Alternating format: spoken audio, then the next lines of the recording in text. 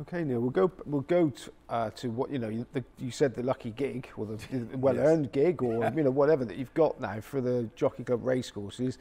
An ambassador to hospitality at the most prestigious meetings, including Cheltenham, Ascot, Goodwood, and York and Newmarket, I think. Yes, absolutely. So tell us about what that entails. I mean, people might have seen you on the telly at Goodwood and stuff, trying all these lovely foods, and when it's a grand ahead and you're digging in. So it's a pretty good one, isn't it? It's a good gig. I'm very happy, Simon. And it's something. I'm a lucky guy. You're covering all your passions. You're doing a job covering all your passions, but you're working with wonderful people, and let's not forget that. And I think I'll just take us back briefly, because I'd been trying to, once I went freelance, Louise had come up with the Wine TIPSTER trademark, and trying to approach courses and talk about how I could see how I could add something to the race day experience. And and people have to say, how can you qualify that really? And really, there's a lady called Joanna Winnell who works at Cheltenham Racecourse. She saw me do a gig at the Cheltenham Food and Drink Festival and said, our head of catering's leaving, he's had 30 years, we'd like to share a few wines on the evening, could you come and do a gig for us? So I came actually into the Panoramic restaurant here for my first Jockey Club catering gig, really. And there was a new guy who'd come in as general manager there for catering, Phil Roberts, and he said, could you do a wine tasting for the box holders? And it grew from that. Nick Campbell, the managing director of Jockey Club Catering, then said, look, let's get you round to the other courses as well. So it went from there, really. And for me, presenting in the restaurants. So guests arrive, important to have all that greeting, talk about the food and wines, mark the card on that. Maybe just come, and some people come to a race meeting, they know what they want to drink. But others are very interested in going, what is something else you've got that's a bit different? I want to try something else that I haven't tried. And that's with the wine list. It's important to reflect that and always having some new and different wines coming in. So we did all that, and then that's just grown, and with the racing tipping element as well, to give a bit of fun and to make sure people have some banter and fun, really. And that all started like that. So I started off doing the big meetings at Cheltenham, and then that branched out to the other Jockey Club courses with all the big meetings, as well as going to, let's say, a big race day, let's say going up to Carlisle, Jockey Club course as we know, brilliant course, I love Carlisle, doing Cumberland Plate Day. Things like that, and going to Warwick. So I think I love that combination of working with the smaller and bigger courses as well. And then that branched out into Ascot, and also where courses are doing food festivals as well. If they've got a food theatre, then I'll MC that, do some racing, and talk to some chefs there, do some demos. I'll probably eat some food. And as I say on my pieces, I'm going in, I'm tasting, folks, I'm tasting. And that's how it's branched out, really, Simon. So I had a lucky break there, and I've always got to be very grateful for that. And it's grown from there, really, and people have been very nice about it, and it's a lovely community. Right, so you've got Cheltenham, and you've got glorious Goodwood. Yes. So is there a marked difference between the grub offered at the top restaurants for Cheltenham and at sort of glorious Goodwood? Is it more hearty and wholesome for the national hunt, and a little bit? That's a really good point, and you have to reflect that with different dishes, because people expect with the different seasons to see different colours on a dish. They expect to see that, and dishes need to reflect the seasons. So you will have those different dishes there, and I think that's important. And when you're doing the big meetings, you will have a tasting session, and one of the things you're looking at is not only the combination of flavours, presentation, but is that really the right kind of dish for that time of year? So you will see those differences. And I think one of the things as well is everyone needs to understand the preparation that's going on behind the scenes here. You've got a big festival. You might serve thousands and thousands of afternoon teas across the racecourse in different restaurants, and the number of staff involved in that, a number of chefs as well. So I think those are all really interesting elements of this. So when you go and work with Goodwood, you're going to, obviously for different time of year, as you pointed out, you will taste some different dishes. And again, these days as well, you need to reflect as well. People want vegetarian, vegan, that's growing all the time. We've got to give the right choices there as well. That's really important too. And again, flavours, dishes come into fashion as well. Things go out of fashion. So you've always got to keep moving on this, which I really like and I find very exciting. Now, that's all good. people are coming spending a lot of money Yes. at race courses to fine dining and Yes. fine wines, but it's horse racing. So do you feel that those people are interested enough or made engaged into the horse racing?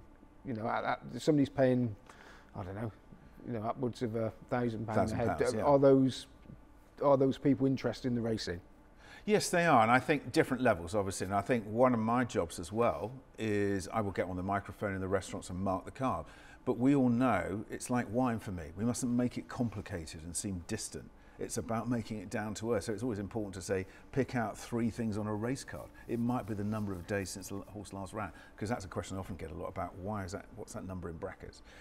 But so to engage people, to get them to come back racing again, and that's something you start to see people coming back as well. We have a lot of regulars, obviously, but you see new people coming back. And the other thing that people will do as well is actually say to you, can you recommend another race course? They want to go to Newmarket, let's say, so you'll actually see all of that as well. So people are here to do that.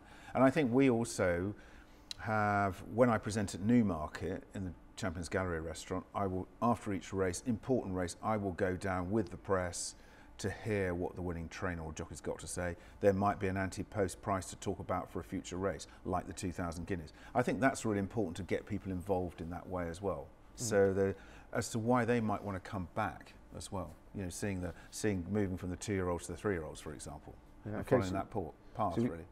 By the nature of the sort of customers that sort of frequent the places that you talk at, you're mixing with the cream of society, but you've worked with the cream of the industry as well. You can do a bit of name dropping here. Well, I'm never shy. The food industry, I mean, not the horse race. No, I'm never shy of name dropping. I do too much of it sometimes. But, and actually, about just one thing I want to say, something just before I answer that, is to remember that hospitality starts is for everybody. And let's just remember that. It's families, it's somebody walking through the gate and actually just saying, I'm going to get a coffee. That experience should be a good coffee. And I think it's great to have all these experiences, people coming to the top restaurants, but also everybody out on course now, they want to buy a good sandwich, or they're getting more choice now, and they're getting more regional choices, local produce, which is really great. And I think that's really important. Yes, I've worked, and to name drop now, worked with Raymond Blanc. Fantastic. I love chefs. I love working with chefs. Always have done. I've done a lot of work with chefs over the years. What a great character Raymond is, and what great work he's done for the hospitality industry, and he's still so passionate.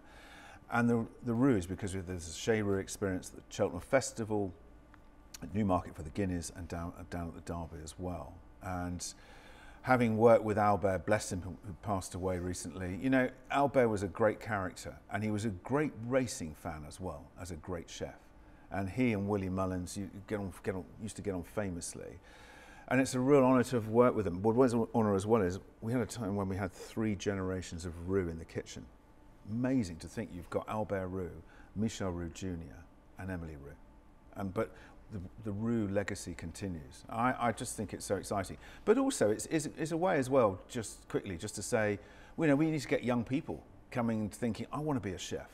I love that. I can be creative, and young people coming into work in hospitality is so important as well. And well, you've talked to you talked about some of the cream of the catering industry.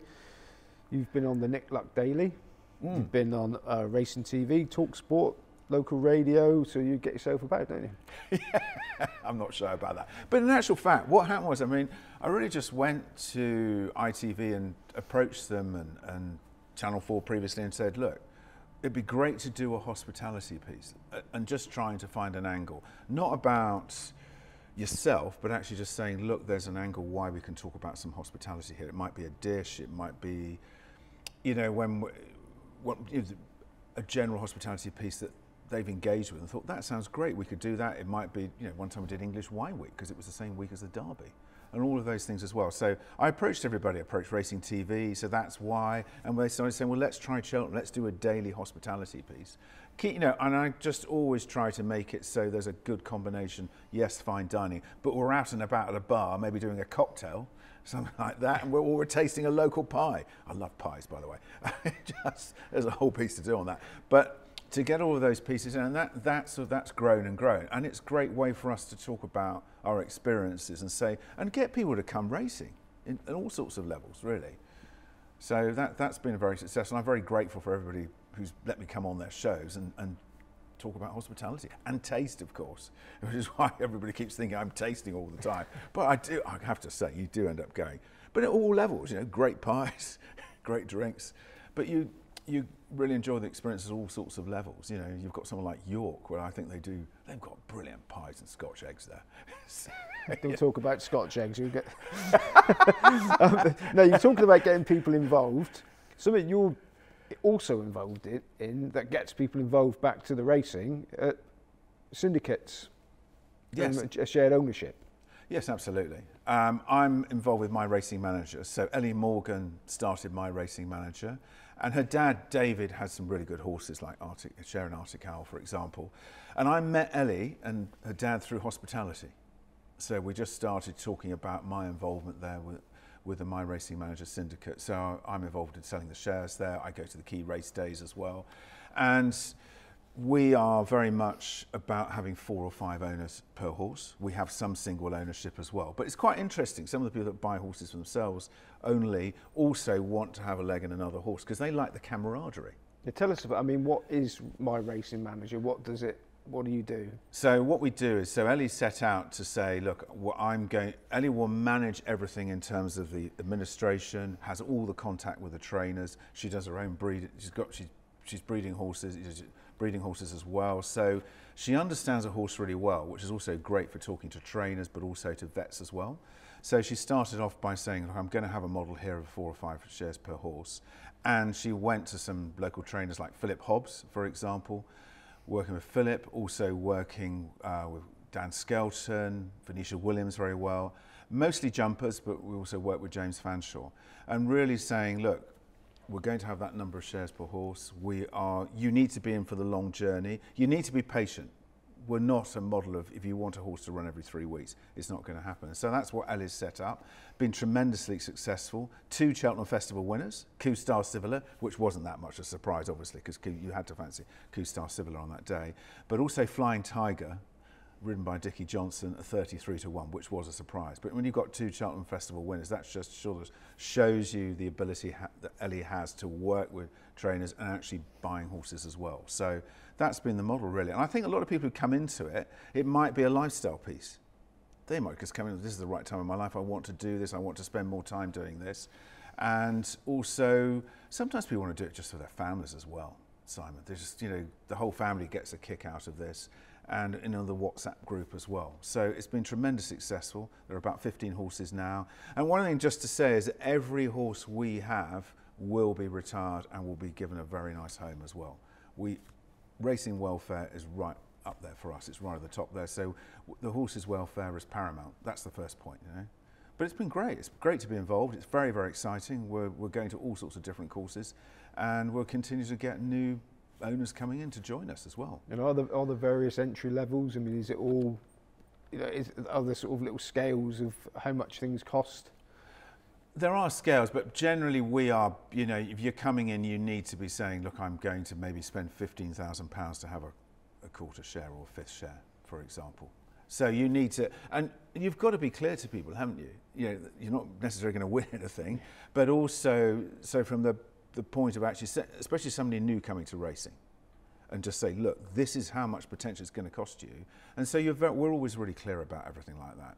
And I think the other important thing around that as well, which Ellie is really great at doing as well, is the communication's great and ongoing. Because sometimes you do hear people say, I'm not getting enough communication here. And I think that's a really important part of this as well. And just so on race days, people feel and get involved and understand more about racing as well. So that's great.